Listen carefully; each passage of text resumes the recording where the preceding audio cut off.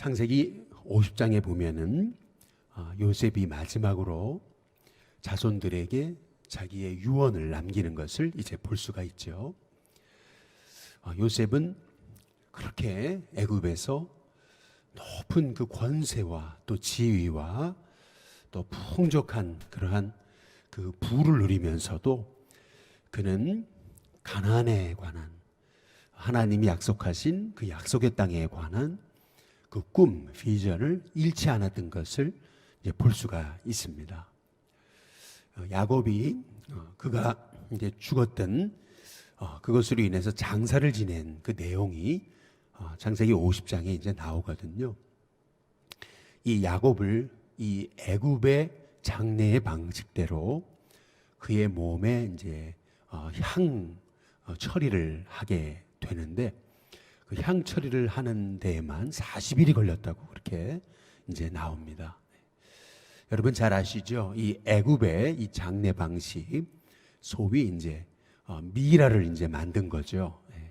그래서 40일 동안 이 야곱의 몸을 이제 이렇게 장례를 이제 치르는 데 있어서 우리식으로 말하면은 염을 하고 이제 입관을 하게 되는데 40일 걸렸다는 얘기입니다.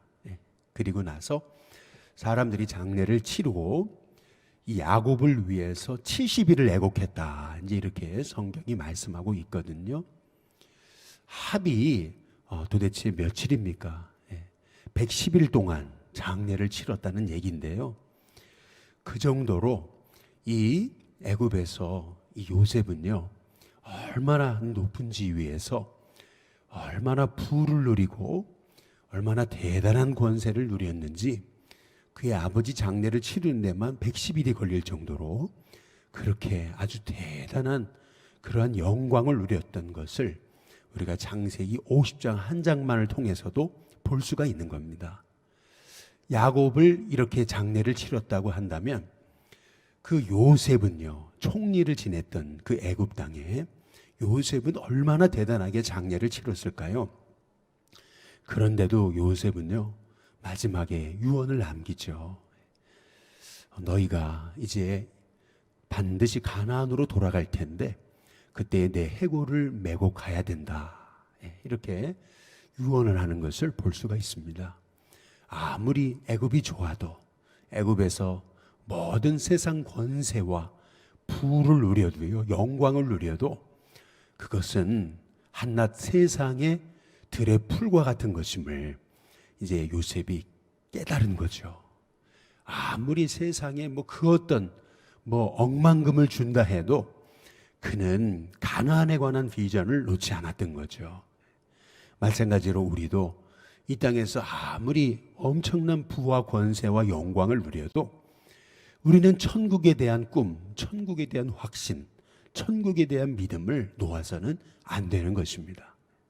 이 땅에서 잠깐 우리가 좀 많은 권세, 많은 부, 많은 영광 누려도 그거 결국에는 썩어서 없어질 거니까, 결국에는 그거는 다 땅에 묻히고 사라질 것이니까 그것을 요셉은 알았던 거죠. 결국에는 그가 끊임없이 그 애굽에서 사람들이 그를 얼마나 이렇게 높여줬습니까?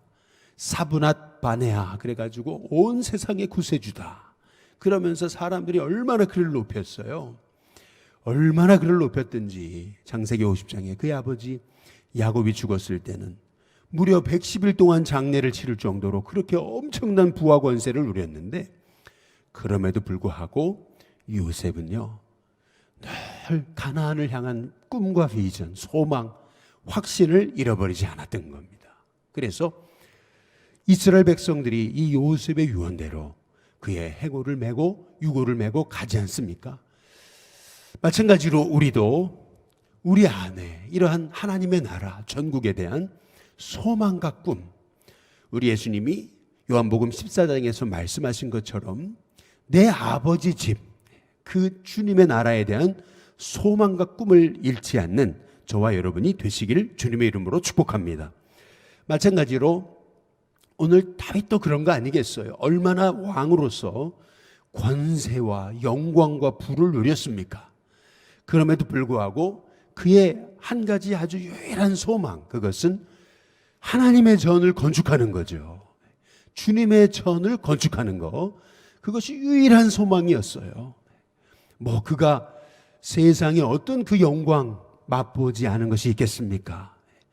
그러나 그의 유일한 소망, 꿈은 주님이 거하실 그 성전을 건축해서 하나님의 나라가 바로 그 백성들의 마음속에 임하는 그 꿈을 이 다윗이 놓지 않았기 때문에 그는 평생 그 성전 건축을 위해 준비하고, 그리고 마지막 이제 솔로몬에게 왕위를 넘겨주면서 너는 하나님이 택했다, 너는 하나님의 마음에 합한 사람이 돼서 성전을 건축해야 된다라고 하는 것이 오늘 우리가 함께 읽은 이 말씀의 내용인 것이거든요.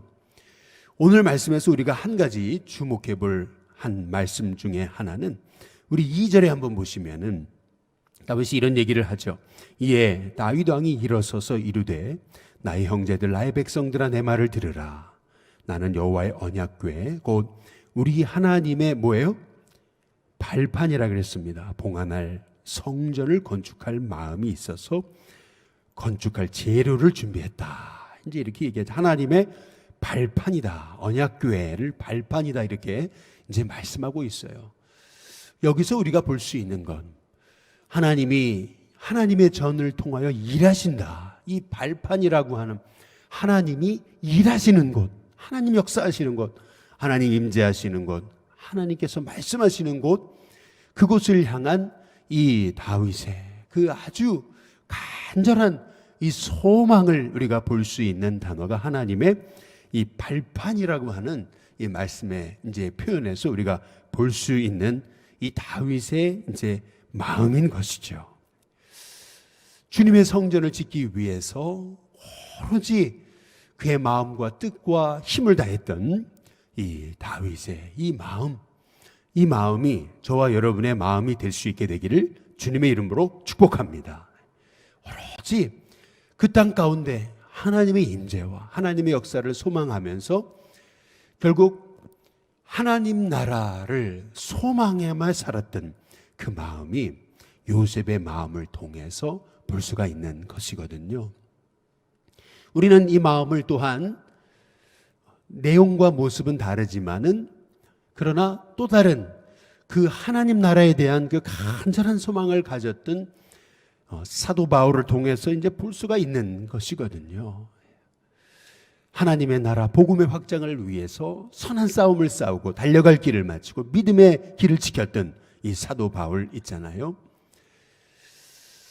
주님의 생명의 복음을 전하는 일에는 나의 생명을 조금 더 귀한 것으로 여기지 않는다라고 했던 그 사도 바울의 이 고백, 그 하나님 나라를 향한 그 소망을 가지고 살았던 이 사도 바울의 고백이 이 다윗의 마음을 통해서 또 요셉의 마음을 통해서 우리가 이제 볼 수가 있는 거거든요.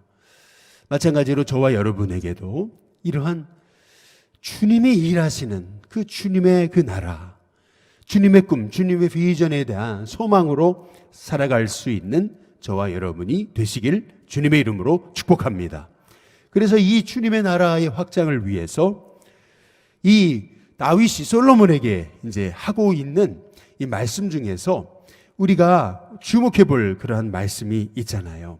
그 말씀이 뭐냐면은 오늘 말씀에 보니까 여기 10절에 한번 보시죠. 10절에 보면은 이렇게 말씀하고 있거든요. 그런즉 이제 너는 삼갈지어다 여호와께서 너를 택하여 성전의 건물을 건축하게 하셨으니, 그 다음 뭐라고 얘기하죠? 힘써 행할지니라. 이제 이렇게 말씀하고 있거든요. 힘써 행할지니라 라고 이렇게 말씀하고 있잖아요. 7절의 말씀에도 보시면은 그가 만일 나의 계명과 법도를, 그 다음 뭐예요? 힘써 준행하기를, 이제 그렇게 이제 말하고 있거든요. 이 주님의 나라, 주님의 이 꿈을 향해서 이 다윗이 이 솔로몬에게 이렇게 권고하고 명령하고 부탁하는 이 말씀 중에 우리가 주목할 것, 그것은 힘써서 이 주님의 나라, 이 복음을 위해서 뛰어가야 된다라고 하는 이 권면과 이 유언과도 같은 말씀, 바로 이것은 우리 하나님께서 우리에게 주시는 그러한 그 말씀이라고 분명히 믿습니다. 그래서 마태복음 28장 말씀에서도 하늘과 땅의 모든 권세를 내게 주셨으니 너희는 이제 가라. 모든 민족을 제자로 삼아라. 아버지와 아들과 성령의 이름으로 세례를 주라. 내가 너에게 분부한 모든 것을 가르쳐서 지키게 하라. 볼지어다 내가 세상 끝날까지 너희와 항상 함께 있으리라. 우리 예수님께서 마지막에 승천하시기 전에 제자들을 불러 세우시면서 말씀하신 바로 이 마태복음의 28장 19절에서 20절의 말씀, 힘써서 제자를 삼고 힘써서 그들을 양육해서 힘써서 그들에게 세례를 주고 힘써서 그들을 세상 곳곳에 파송하라 라고 하시는 이 말씀, 그것이 바로 우리에게 주신 그러한 사명인 것이거든요. 그래서 그 내용이 바로 이제 9절에 이제 나와 있는 겁니다. 내 아들 솔로몬아, 너는 내 아버지의 하나님을 알아라. 그리고 온전한 마음과 기쁜 뜻으로 섬겨라. 여호와께서는 모든 마음을 감찰하신단다. 모든 의도까지 다 하셔서 그 중심을 보신단다. 내가 만일 그를 찾으면 만날 것이지만 만일 내가 그를 버리면 그도 너를 영원히 버리신다. 지금 이 다윗이 솔로몬을 향해서 그가 해야 될 일에 대해서 명확하게 이제 마지막 이 유언으로 이제 말씀하고 있는 것을 이제 볼 수가 있는 것 아니겠습니까? 여기서 우리가 주목해 봐야 될 것, 그것은 뭐냐면 하나님은 각 사람의 심령을 감찰하시는 분이다.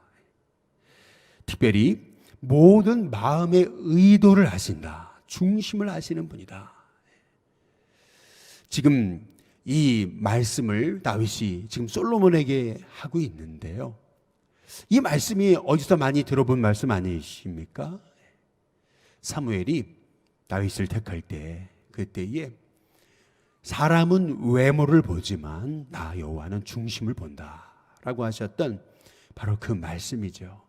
이새가 자기의 아들들을 기름 붓기 위해서, 그 중에서 한 사람을 기름 붓기 위해서 첫째부터 이제 쭉 이제 데리고 오라고 그래가지고 보는데, 아이고 뭐 그 형들이 얼마나 외모가 출중하고 멋있습니까? 그런데도 이 사람 아니다, 이 사람 아니다. 하나님 말씀하시다가 그 막내인 이 다윗을 보고서, 그 어린 이 다윗을 보고서요, 하나님 말씀하시잖아요. 나 여호와는, 사람은 외모를 보지만 나 여호와는 중심을 본다. 감찰하시는 하나님이다. 그 마음의 중심을 안다. 하나님께서 말씀하셨던 그 말씀 아니겠어요? 마찬가지로 오늘 지금 다윗은 평생 그가 처음 기름 부음을 받을 때 사무엘을 통해서 주신 하나님 말씀을 곧게 붙잡고 지금 솔로몬에게도 같은 말씀을 이제 하고 있는 것이죠. 마찬가지로 우리도 예수님께서 승천하시면서 제자들에게 주셨던 말씀, 너희는 가서 모든 민족을 제자로 삼아라. 아버지와 아들과 성령의 이름으로 세례를 줘라. 내가 너희에게 분부한 모든 것을 가르쳐 지키게 하라. 볼지어다 내가 세상 끝날까지 너희와 항상 함께 있으리라. 이 말씀, 우리에게 주신 마지막 이 지상 사명, 이 사명이 우리의 심령 가운데 꼭 새겨져서 이 하나님의 나라 확장을 위해서 다윗과 같은 이 소망, 요셉과 같은 이 소망, 사도 바울과 같은 소망을 가지고 우리의 평생에 이 땅에서 발을 붙이고 뭐 그 어떤 영광, 그 어떤 부를 누리고 살아도 우리의 마음은 늘 그 하나님의 나라에 우리의 눈이 고정돼서 우리가 늘 그 주님의 나라를 향해서 늘 우리의 삶을 드리고 힘써서 복음을 전하는 저와 여러분이 다 될 수 있게 되기를 주님의 이름으로 축복합니다.